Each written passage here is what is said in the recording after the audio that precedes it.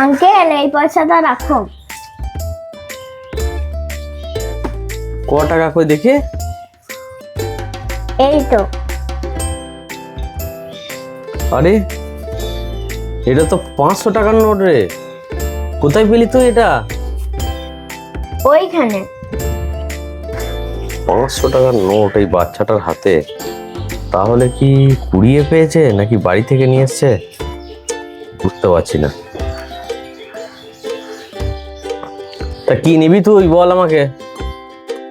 এইটা রেখে আমায় 10 টাকা দাও। এই তো ভালোই হলো, এই তো বিরাট সুযোগ, হাতছাড়া করা যাবে না কো। সকালে যে কার মুখ দেখে উঠেছি কি জানি।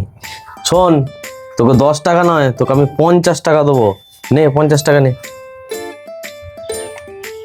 কি মজা কি মজা কি মজা কি মজা। ভালোই হলো, টাকা নিজে নিজে আমার হাতে চলে আসলো। মানে 450 টাকা লাভ করে ফেললাম সকাল সকাল। মানে কার যে মুখ দেখে আজ উঠেছিলাম, সত্যি একদম ফায়দাই ফায়দা হয়ে গেল। ও দোকানি, হ্যাঁ বলো, কি বলছো? আজকে তো খুব খুশি খুশি মনে হচ্ছে, ব্যাপারটা কি?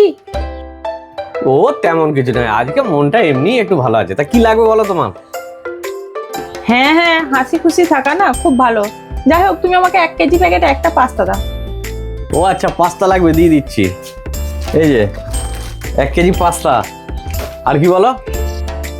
250 প্যাকেটে 1 প্যাকেট মুড়ি দাও। মুড়ি 1 প্যাকেট, 250 প্যাকেট মুড়ি একটা। আর কি লাগবে বলো? আর একটা টপ বিস্কুট দাও। টপ বিস্কুট একটা, এই যে টপ বিস্কুট একটা। আর কি লাগবে? আর কিছু নয়, এবার হিসাব করো। এ না না না, একটা নিয়ার তেল দিয়ে দাও, একটা নিয়ার তেল। ও আচ্ছা, নিহার তেল লাগবে একটা। এই যে, আর কি বলো?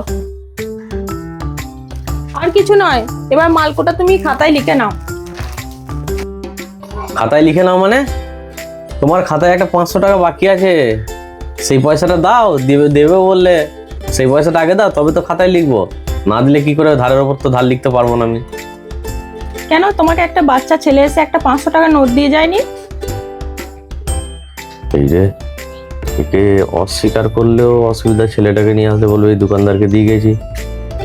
অস্বীকার করলে তো মাফ করতে হবে, এদিকে আমার অসুবিধা, তো বেকার হয়ে গেল। ও তো আর মিথ্যা কথা বলেন না, ও জানলোই বা কি করে যে 500 টাকা একটা বাচ্চা দিয়ে গেছে? তাহলে ছেলেটা মনে হয় ওরই ছেলে। হ্যাঁ, একটা বাচ্চা ছেলে এসে অবশ্য 500 টাকা আমায় দিয়ে গেছে। হ্যাঁ, ওটা আমারই ছেলে।